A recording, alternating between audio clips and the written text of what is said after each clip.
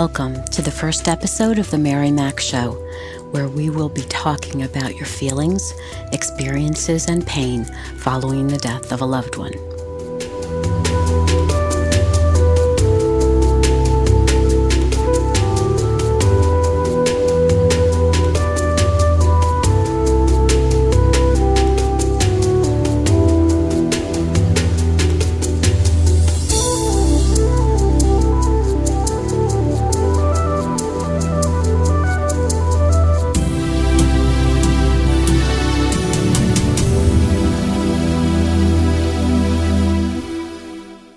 Good day, good afternoon, good evening. Wherever you find yourself in this world and whatever time it may be where you are, I welcome you. If you're joining us today, chances are that you've survived someone special in your life and are looking for comfort. I'm hoping to not only help comfort you, but educate you, to uplift you, to show you how to be good to yourself and how to grow. To teach you all I know about building a new life after a loved one's death, even when you feel like you don't really want one. Allow me to extend to you my deepest sympathy, my new friend. Experiencing a loved one's death is never easy because the relationship you shared was unique. It was not the same with any other person. And for that reason, the emotions and pain you now feel can be overwhelming. One moment you feel stable, the next inconsolable. These varied emotions are something you may never have experienced before, and these feelings of being somewhat out of control can be quite scary. Depending on how you learned of your loved one's death, the way they died, and if you were able to say goodbye, all have an impact on how you grieve. Additionally, there is no right way to grieve. Most of us do not know how we will cope until we are confronted with grief for the first time. There are many things you cannot change, but some things you can, and educating yourself to what may lie ahead will definitely alleviate some unnecessary pain. While a map gives you directions, it will not be able to steer you clear of every roadblock along the way. Sometimes a flat tire will stall your progress, sometimes an unexpected detour in the road for construction. You learn to deal with these challenges when you are confronted with them the best way you know how. And so it is with grief.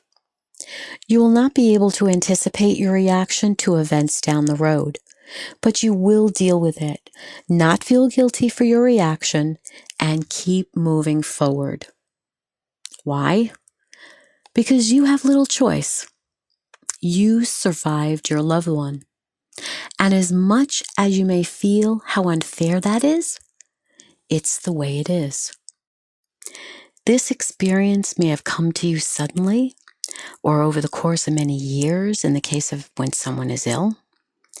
They may have been a close relative to you, like your parent, spouse, or child. Or they may have a different label, but your love for them was no less significant. They may have died way too young. Perhaps you didn't even get to know them in the case of a miscarriage or a stillbirth. Perhaps you were just starting your life and your fiancé died or was killed.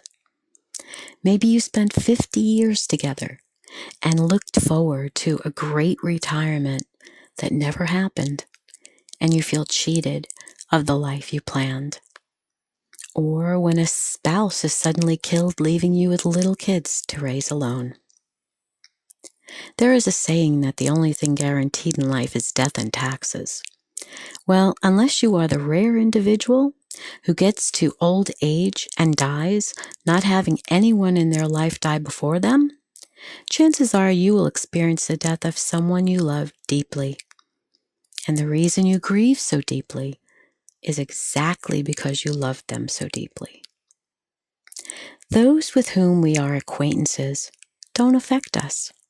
We might go to their funeral out of respect for their loved one, but their death doesn't have a profound effect on us. But when it's our family, dear friends, neighbors, classmates, teammates, business colleagues, and partners, we feel it. And sometimes after the funeral, when everyone else has gone home, we're often left by ourselves to deal with all our pain alone. We lay on the bed looking at the ceiling. We sit in the living room and stare at the walls and move into a deep sadness which doesn't serve us. But you're not sure what to do. Sometimes you think drugs and alcohol will drown out or mask the pain, and for a little while they do. But when it all wears off, the pain and loss is still there, and we wonder what it will take to get rid of this horrible feeling. Well, the answer is that drugs and alcohol never work. They only make things worse for you and anyone near you. When you use them, you add one major sorrow with another, an addiction. So don't add to your grief, please. And there are wonderful natural products that can help you, and we'll be discussing them. So you might be asking yourself, so who is this woman anyway? Well, my name's Mary McCambridge. I grew up on Long Island and in New York in the city. I went to school in Pennsylvania for my undergraduate degree, and I came back to the city to do my MBA. I've spent the last 35 years helping the bereaved, those individuals who are grieving the death of a loved one. I help them understand the grieving hearts and give them the permission to grieve that they need. While in high school, I experienced the death of a classmate and another wonderful friend, both to drunk drivers. In college, 2 other friends died of inoperable cancers. In graduate school, during my exams one semester, my grandfather died. He taught me everything I know about baseball. But when I was engaged and preparing for my wedding, just 2 weeks after I had sent out my wedding invitations, my former husband's 11-year-old daughter was found murdered. Her death would change everything for us, from whether we should be even getting married just a few months from then, to how to deal with homicide detectives, to how to function each day, to how to help his surviving young sons. That one moment in time took 18 long years to solve the crime, and another 2 years to go to trial, 2 weeks to choose a jury, and another full month to hear the case, a full calendar month. When all was done, he was tried as an adult, yet sentenced as a juvenile. And even though he was found guilty, he was sentenced to only 9 years to life. To say her murder ruined our relationship and marriage is an understatement.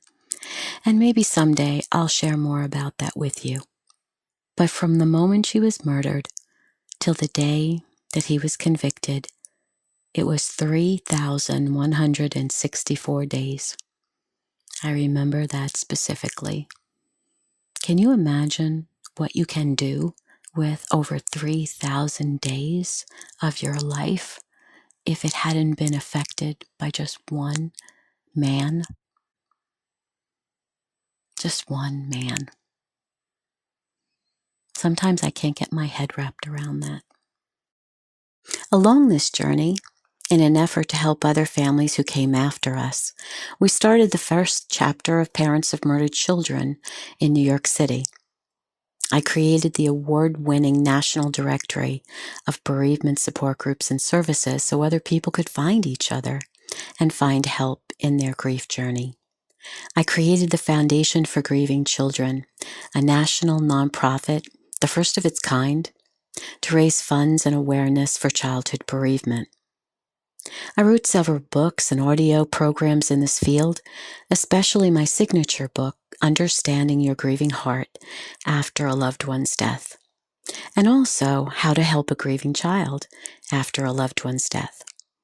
I've appeared in numerous print, TV, and radio media. I've done coaching and consulting, and I've spoken at various workshops and conferences, all in this field. But for now, my goal is to help you better understand what you're going through, because if I say things that resonate with you, you just get to listen and nod your head. And those confirming nods will help you. You get to acknowledge all the feelings and questions that are swimming around your head, and often you wonder if you're the only one who's thinking those things. And I'm here to tell you, you aren't. Not that you're not special. But most people have these same thoughts. They just don't tell them to each other. So I thought I'd share with you some of the statements and questions that I've heard over the many years I've been working with the bereaved and see if any of them ever came from your mouth, your mind, or your emotions. So here we go.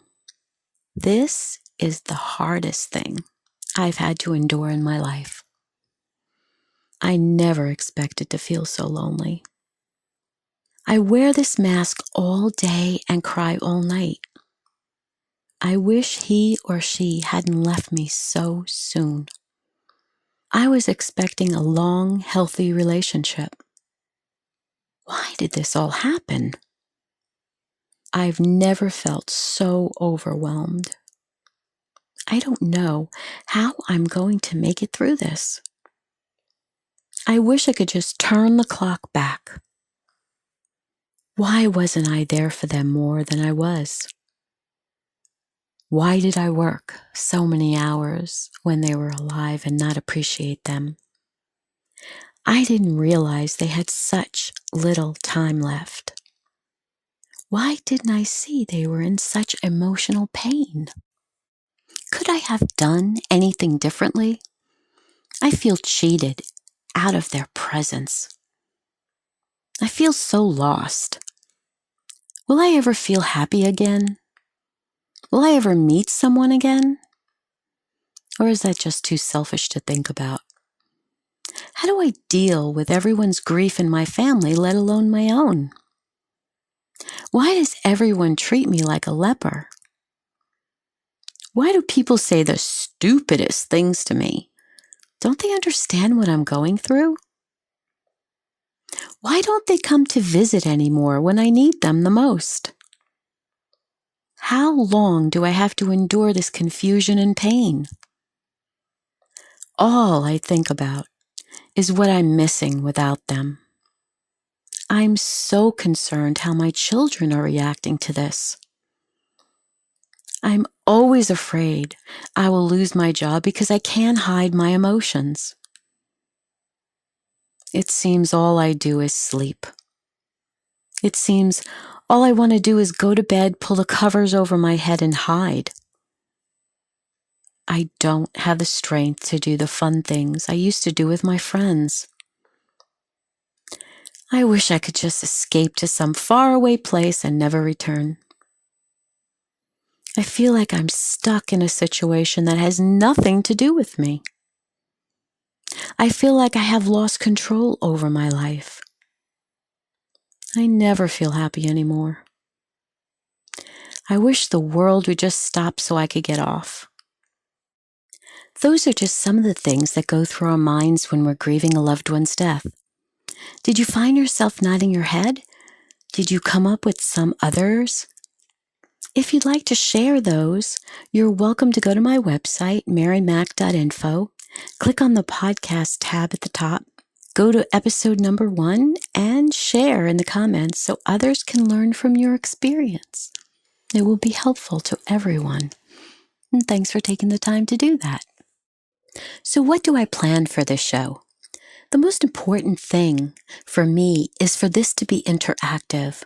I'd like you to participate. I'm going to give you many different ways to be engaged and to uplift you and to try to help you with education, but with videos that I find or music that I find. I want you to be happier. Dealing with the death of a loved one isolates us too much, and I'm going to do everything I know how to help you with that. Now, for future episodes, I'd like to answer your questions. Maybe a question or two depending on what the topic is that I'm speaking on that week. I thought that perhaps a good frequency and length would be each week for 20 minutes. I have to tell you, I struggled with what day to post new episodes. And I thought Friday might be good because you have more personal time on the weekends. But I know from experience that Sunday can be a bereaved person's loneliest day. So I'm going to try Sundays, and we'll see how that goes. And maybe we'll change it. Your task this week is to purchase a journal that you really love and a pen that flows on its pages. Smooth paper so you can really enjoy writing. You will create a gratitude journal. Now, I know many people use their phones for everything, and my preference is to get you away from technology and just be. We are so busy. We use our phones for almost everything. We answer people immediately. And for this stage of your life, I am highly recommending that you use paper. If you must use your phone, then you must. But I'm asking you to take some time at the end of every day and write 5 things that you are grateful for. And tomorrow, I'd like you to write 5 other things, not the same, 5 new things that you are grateful for. And why am I asking you to do this? Because studies have shown that people who use a gratitude journal and write in it every day are 25% happier than those who do not. And I want you to be happier. You deserve to be happier. You might not feel like you are, but once you start doing this exercise on a daily basis, your whole system will start to realize that you are allowed to be happier. And I want that for you. You need that. You need to feel like things are shifting, that you're looking a little bit more on the brighter side every day. And that's what I want for you. So go find something that really makes you happy. When you look at it, it just brings you joy. Your face lights up. You look at that photo or that picture on the front of the journal and you think, wow, that's so pretty, or that's so nice, or that's so uplifting. So search for one that's really special to you. So now we're going to do something fun. I want you to stand up wherever you are. If you're in your car, you can move your shoulders and your hips, but I want you to dance with me. Each week we'll get our bodies moving again because being sedentary, not moving around a lot, isolating ourselves does not help us. So we need to have a little fun. So here is a great bit of dance music to help us this week.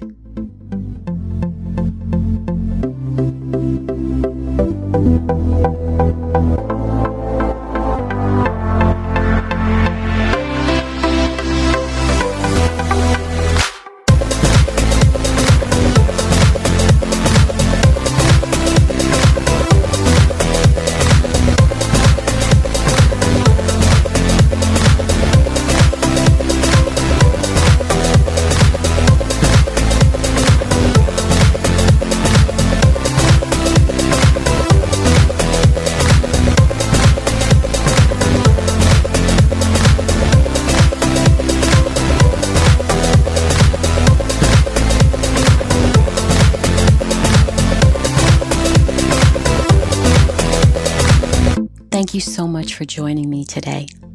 Remember to write in your journal every night 5 things that you are grateful for. Remember to feel happy because you deserve to. I'll speak to you again soon.